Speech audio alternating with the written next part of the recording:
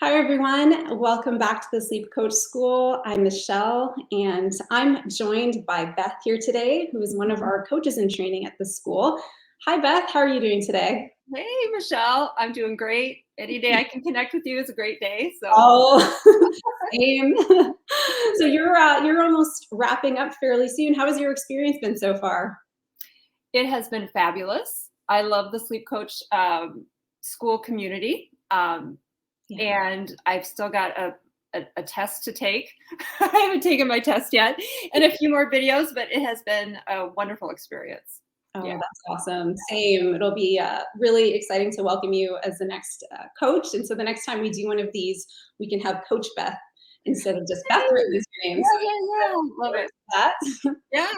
So we're back today with another open class. This is open class 134. And so with that, let's get started. Let's bring up our questions. Our first question is from Yury.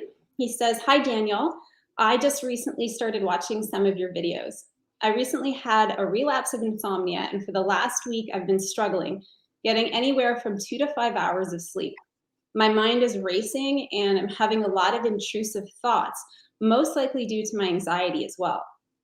I had a health scare a month ago and also had a bad panic attack a month and a half ago on vacation after taking a THC gummy. That all created kind of a bad snowball effect. And now it's showing itself in this bout of insomnia and anxiety and intrusive thoughts. I really hope to get over this bad time. Any recommendations would really help. Thanks." So I'll just pause there. So thanks for sending in that question, Yury. Of course, we always love hearing from you. And so, Beth, what do you think about some of the challenges that Yury is currently facing? Yeah. This is great question. And I took a few notes here. And so the first thing that came to mind is you mentioned that you're having a relapse of insomnia. So that sort of indicates to me that your sleep was doing, was more on track prior to this. And this is so common. This is something we refer to in the sleep coach school as a speed bump.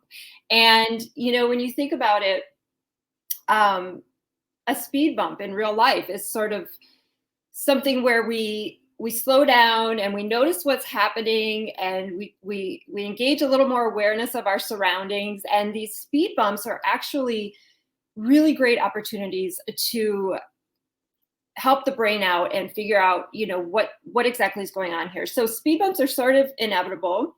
And I know that when I had insomnia, I felt like every time my sleep got back on track and I was doing well, I would think, okay, that's it. I'm good. I'm done with insomnia. I paid my dues with that. Thank goodness it's over. I swear every time, and this was decades of that, I would think that.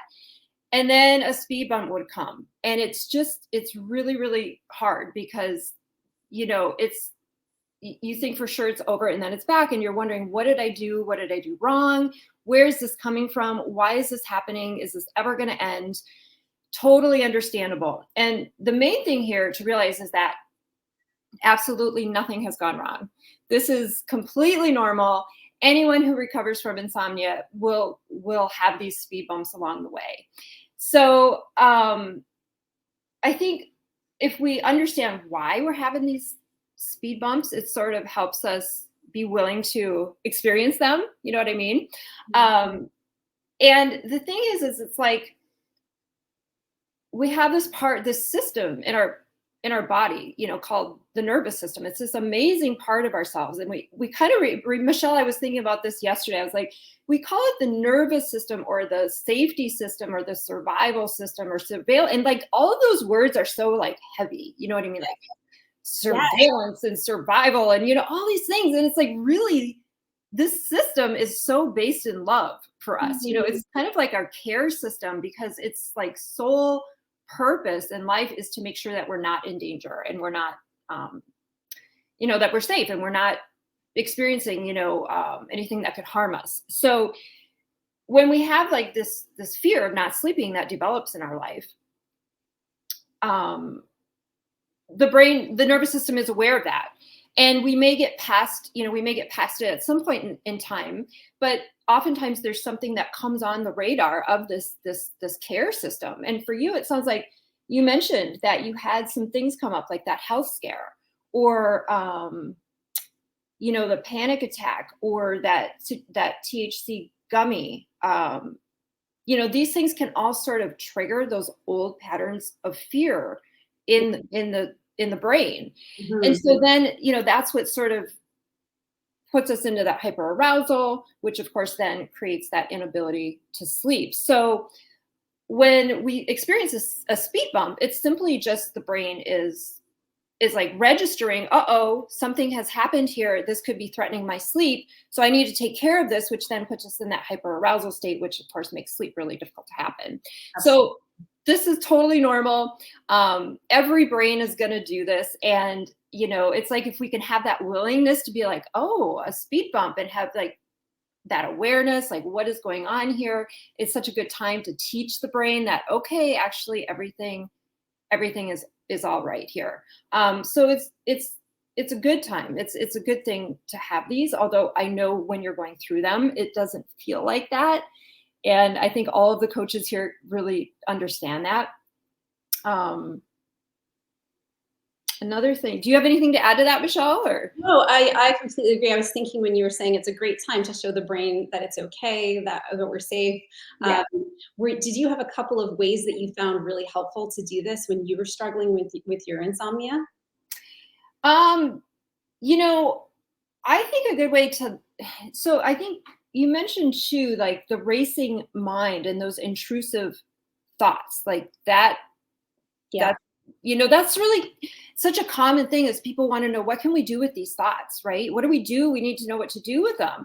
And the thing about thoughts is they're just thoughts. They're just sentences in the brain, going on and on and on. And, a lot of times they don't really mean that much. I think if you're having, thoughts that come up around insomnia, I kind of just view my brain. I kind of talk to my brain. I'd be like, oh, okay, here's what's happening. I'm getting these thoughts.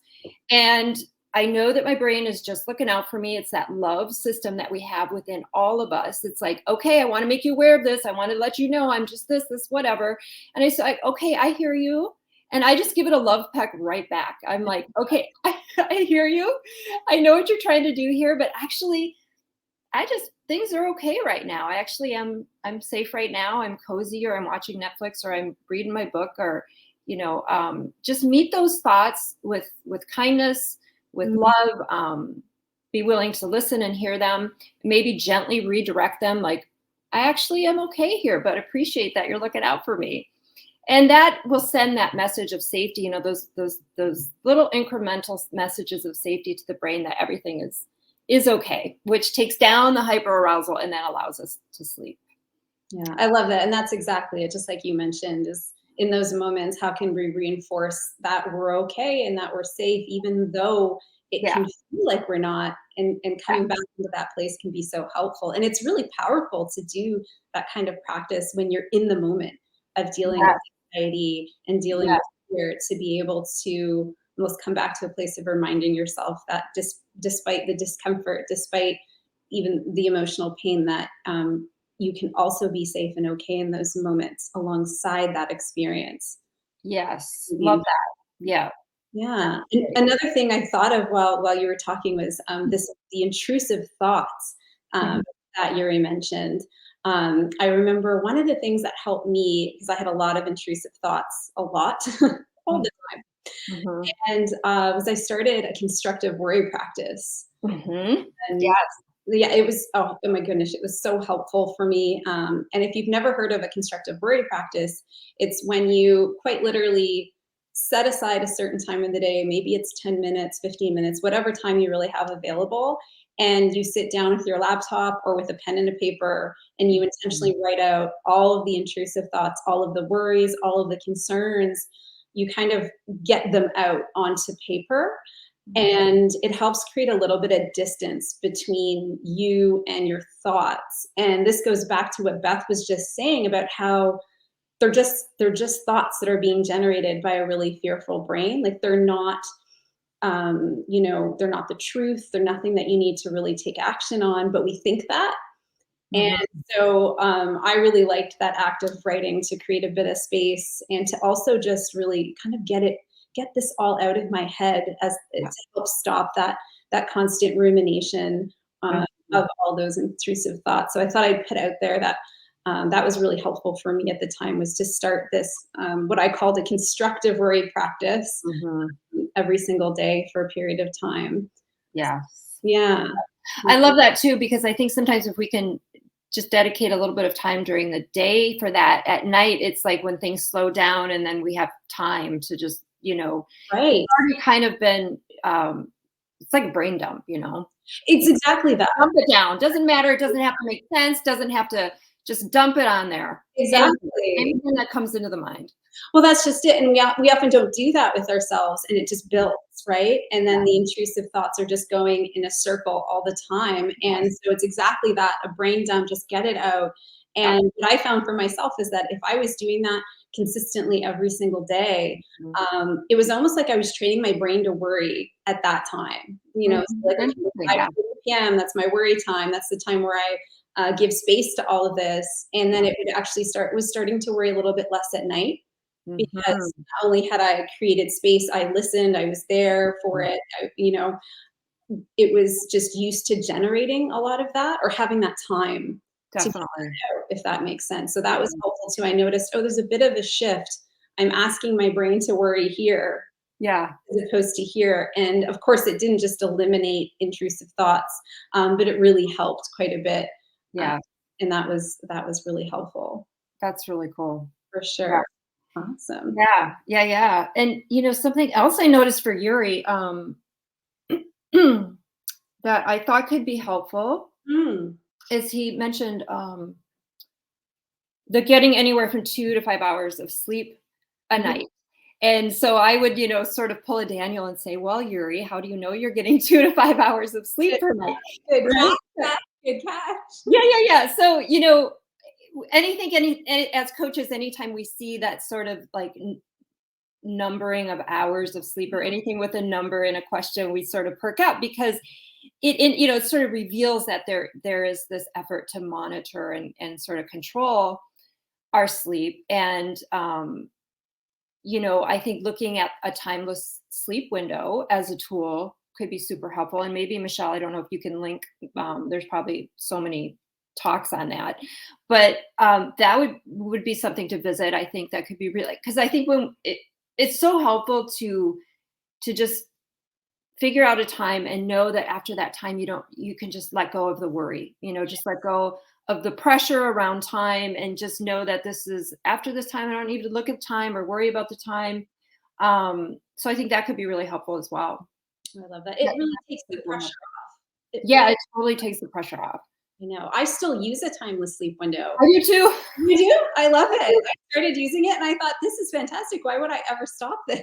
It's so interesting because I think you do almost like you said with the worry, dedicating that. It's like you train the brain. Like I don't pay attention to the time at all anymore.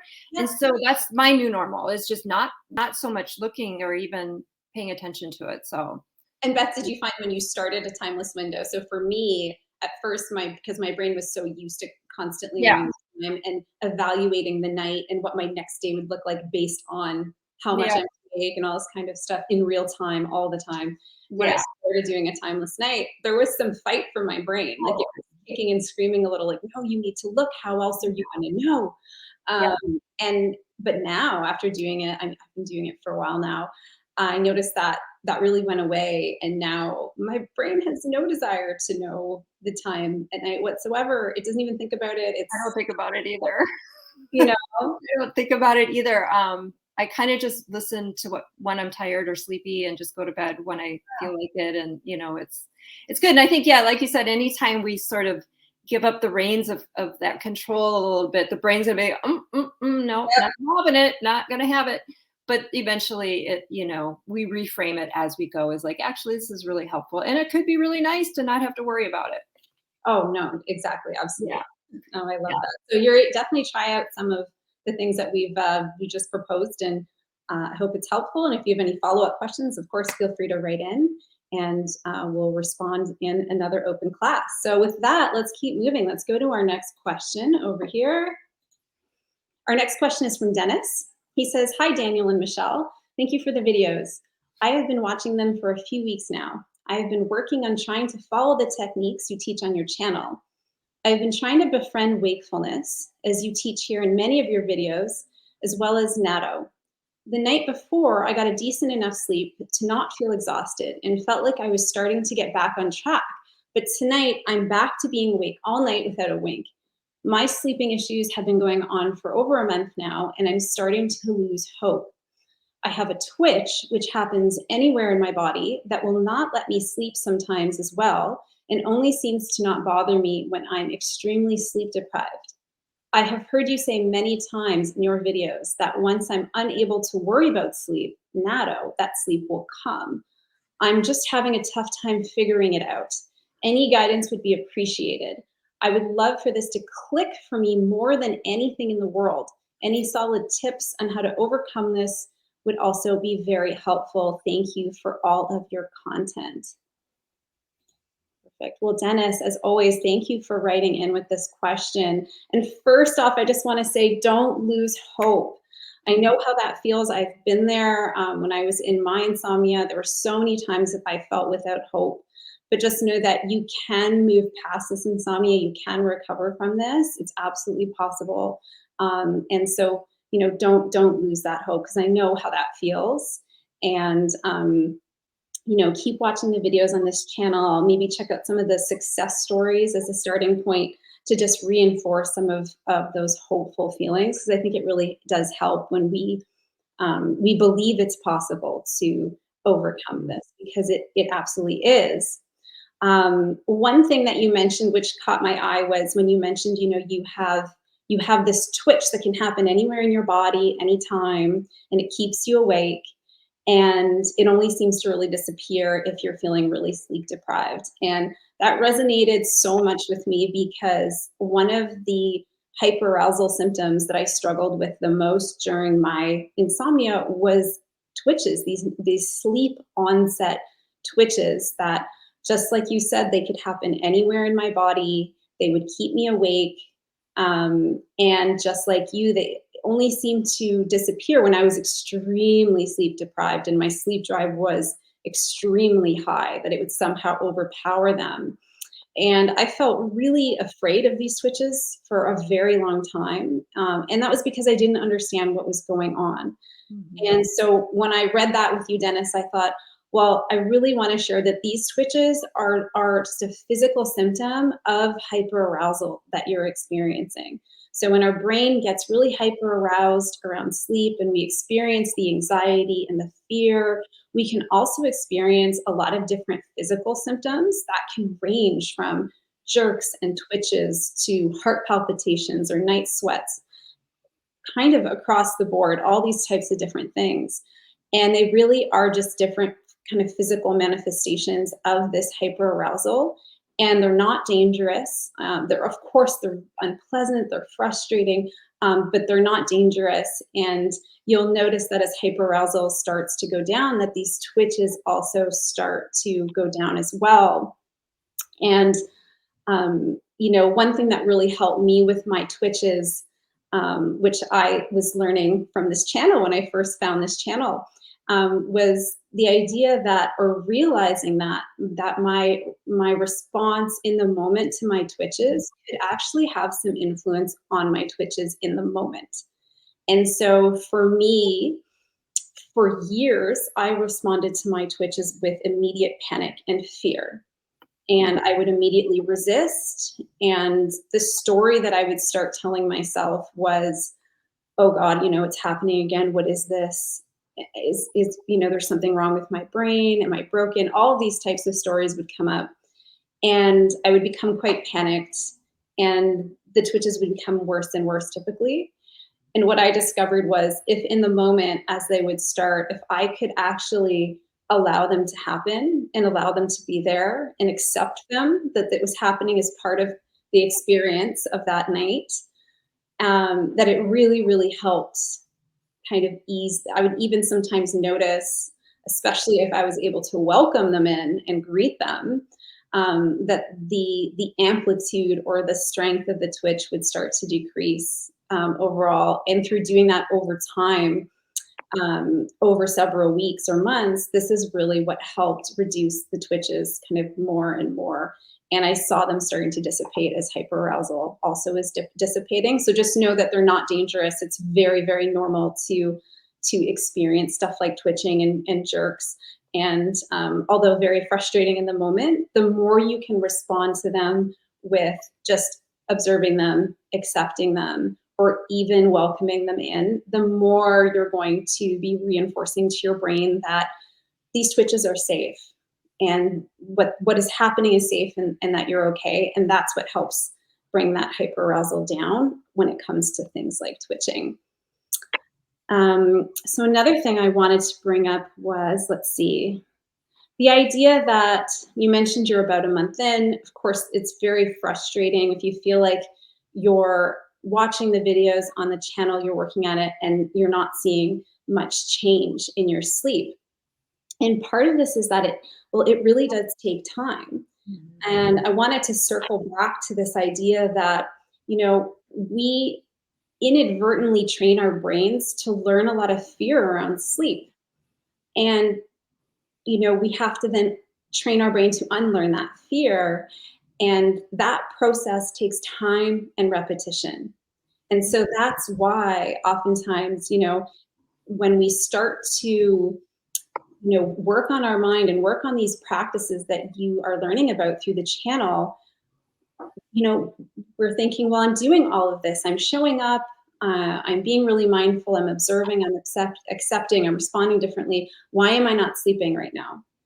And that is completely normal. So I always like to tell people, we work on the mind first. We work on the mind and then retraining the brain. And sleep comes later. Sleep is the byproduct of that because sleep is going to follow the mind. And so at first, it's really helpful to remove sleep as your measure of success. And I know that sounds really crazy to say to somebody who is experiencing insomnia, and just, I completely understand. I've been there. But just know that the steps that you're taking, they are really helpful, and that the body follows the mind. And so we start with doing this work, and we measure success by how we're showing up, by how we're responding to what's happening in the moment, and whether we're able to observe and accept, and befriend wakefulness at night and all these other things. And we try to focus on that as the first measure of success, knowing that sleep will come later. And so it's completely normal that you're doing all of this work and you're not actually seeing a change in your sleep yet. It's still really early, and it takes time and repetition with the brain for it to start to unlearn fear and start to reduce hyperarousal so that can go down. It really is a process, and it's also, it's not linear, right? So once you start to see an improvement in your sleep, you're gonna, you'll have a speed bump, and suddenly it will feel like you've taken a step back when really you have not taken a step back at all. Our brains have residual fear and memory, and sometimes that gets triggered. And it's, stealing from your terminology, Beth, it's a bit of a dance with this whole process, right? Mm-hmm. There is that back and forth. There are speed bumps along the way. But just knowing that that's okay, and that it takes a bit of time and repetition, and you'll get there, is really what I wanted to share with you, Dennis. So keep doing what you're doing. And of course, we're always here if you need to reach out for any additional help, whether it be asking a question for an open class or reaching out for coaching support through the school. So with that, I'll stop and see, did you want to add anything to that, Beth? That was so beautifully said, Michelle. Everything you said, just love it. And I was just going to add my encouragement and for hope. And I had insomnia for decades, and I think you mentioned 4 decades. I did. I had it for so long, and for me, I mean, it's like we want it to click. We want it to, and it's like it will. The brain, it's sort of like just engaging with this and hearing it from different people and reading it, in different formats, it's like the brain will understand it. And if your intention is out there, it will catch on. And I also had the Hypnic jerks, huge. That was a big thing for me. And I loved, Michelle, the way you described that. It's just how we're in relationship with when that happens, and just knowing that it doesn't mean anything is wrong with you. It's just like another manifestation of hyperarousal. There it is again. And it can't hurt you. And just knowing that that's what it is can be helpful. Like, okay, I don't have to worry that there's something wrong with my brain, at least. So I had those two, and those eventually will fade as hyperarousal comes down. So yeah, just hang in there. And it's such a practice and a process. And I think, like Michelle said, that repetition and that consistency is what teaches the brain over time. So just hang in there. Yeah. And one thing you said made me think of when you mentioned that Dennis wrote about wanting it to click, having the aha moment. And that made me think of one of the previous students at the school, Janessa, who is now doing really, really well. I remember the way that she described that process for her, and I thought it was really, really interesting. And she had said, she was doing the work and she was showing up. And of course, at first, we're really only in this place of kind of intellectual understanding. We understand it. We're kind of getting education on sleep. We're getting some clarity about what's going on, but we're not maybe really seeing our sleep change yet. And we may not even feel these changes yet, like in our bones, so to speak. Like we don't feel like we're internalizing the teachings at the beginning. Yeah. And this, because it really does take time. And I remember for her when she felt like it was starting to click, and she described it as like a coalescing and a coming together of the teachings. And then one day it just made sense and it felt like it clicked. And I thought that was such a beautiful way to describe that. You keep working on it, you work on it, you work on it. At some point it does shift from just understanding it on that intellectual level to really, really incorporating it, if that makes sense. It so does. And that was how it was for me too. And my click was very fast. But I had been studying this work for years, but I had insomnia that just hung on and hung on and hung on. And I just, even though I understood all this stuff, it took working with a practitioner, a coach, and for her it was just at that moment, my brain figured out that insomnia was just a story that I had. That was something in my mind, that it was a program. And it wasn't something out there that was happening to me, but it was that click, that it was just very sudden for me. It was just like the biggest aha. So it's just being open to you. We never know how we're going to how that information is going to strike our brain and just be like, I get it now. I get it. I can sort of let this down and let down this guard and this fear. And, but yeah, I think just continuing to engage and listen and read, and it will come. Yeah, exactly. It comes at different times for different people in different ways. It does. And just keep kind of like love. You never know where love's going to come.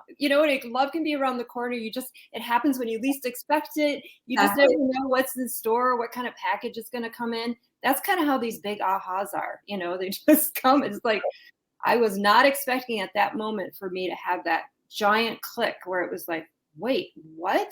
I finally got it after decades. So, and it's not going to take sense though. And that's why I love when Janessa said it's like a coalescing and coming together. Yes.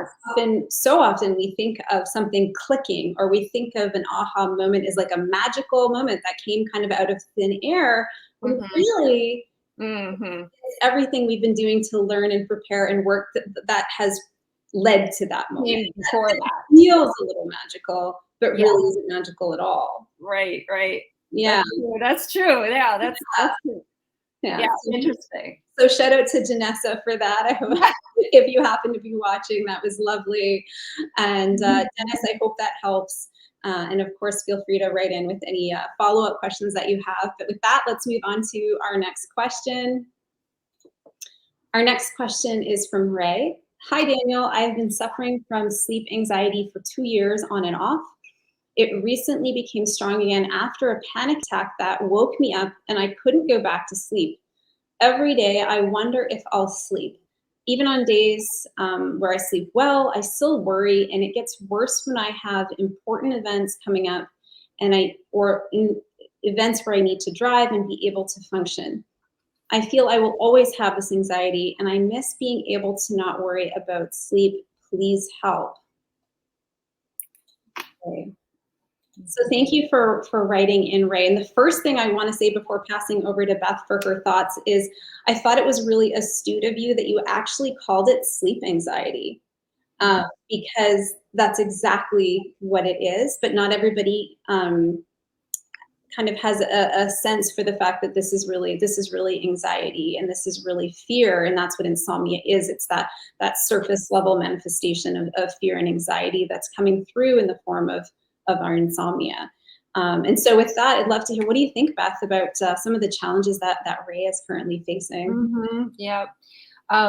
Yeah. So this sort of goes with our speed bump theme, right? It's, Ray, you mentioned that it got stronger after a panic attack. Yeah. And that makes sense. That's sort of something that could, alert the brain that, oh, here we are again, and it's just a little speed bump. And again, it's like we understand what's happening, like the brain is just detecting this little threat again, doing what it believes it's supposed to do for you, and alert you of this. And just that, having that willingness to just ride that little speed bump, it's a great teaching time to let the brain know that everything is okay, because these speed bumps, they do get lesser and lesser over time, so it's very normal to have them. And then let's see what else here. And then that wondering if you'll sleep, even if we sleep well, that sort of wondering, and having that be kind of the lens, that we're experiencing the world through. And that's so understandable when you've gone through insomnia to the degree that a lot of us have. It's pretty normal to have some battle scars from that. Absolutely. I mean, that makes sense, and that's normal. I certainly have them as well. So, even if we're sleeping okay, to sort of like have that lens of, is it going to come back? What if I do something wrong again and it comes back? Or that wanting to stay ahead of it, like make sure it doesn't come back.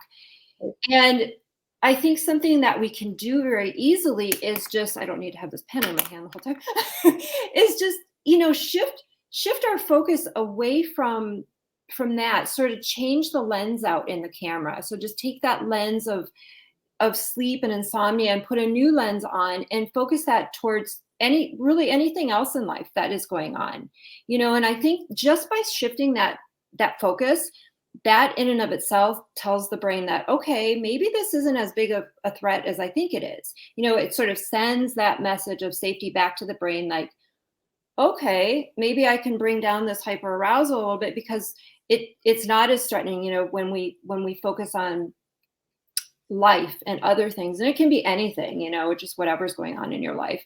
And doing that consistently and repetitively, like Michelle said, over time, incrementally, tells the brain that actually everything's okay, and kind of takes the power away from insomnia. So that was sort of something that came up. What about you, Michelle? What do you? I agree completely. I think when I listen to this message, Ray, hear you talk a lot about kind of concerns in the future. What if I never get past this, or what if it comes back? And of course that's the case. It's completely normal to be projecting forward that way. We all do that. And what's really challenging about that is that, anything that we're projecting forward in the future, like a future problem, feels really unmanageable and huge. And that's because it doesn't exist yet, and it could be anything in the future, right? And things tend to be more manageable right now. Even if you have something that you're dealing with, it's more manageable in this moment than it is, a year from now or a month from now, because your brain is going to amplify and make things way worse down the line somehow, right? All the what ifs, and just kind of creating the biggest, almost like a snowball rolling where it's bigger and bigger. When in reality, for the most part, even if the present moment right now is far from ideal and unpleasant, it's actually more manageable in general. And so I think when I hear a lot of kind of projecting forward, I like to kind of give the reminder of like, anything you can do, Ray, to come back into the present moment more, even when the present moment feels hard and includes some of the things that you're coping with, is going to be helpful. And so, that could be a mindfulness practice, anything it is to just draw your attention back into right now, as opposed to really projecting forward a lot into the future, because that's just a story that your brain is creating. The future never really exists. All we have is just right now, but we live in fear of that future. And so that's one way to help with that a little bit. And that leads to one of a quote that I really love. And I can't remember where I read this, so I can't attribute it. But a lot of the times when we are struggling, I like to ask myself, okay, is it the situation that is causing a lot of this pain and struggle? Or is it what my mind is telling me about this situation? And a lot of the time, 80, 90% of the pain and struggle is from what my mind is telling me about that situation, which so often involves that projection forward and how things are never going to end, but it will always be this way, or it will get worse and bad things will happen. And so it can be interesting to go through that exercise with yourself, simply really asking, is it the situation itself creating the majority of the pain and struggle, or is it what my mind is telling me about this situation? And so what are the stories going on that are contributing to the pain and the struggle? Yeah. Yeah. Did you find that as well with yourself, Beth, that your mind was always projecting forward? Oh, and of course the worst case scenarios, right? It never projects forward any positive outcome. Yeah. My brain is always projecting forward only the worst case scenarios. Yeah. Or going back into the past and going back in the past. One. Yeah. And not to the good things that happened in the past, to the most awful things, right? Exactly. Yeah.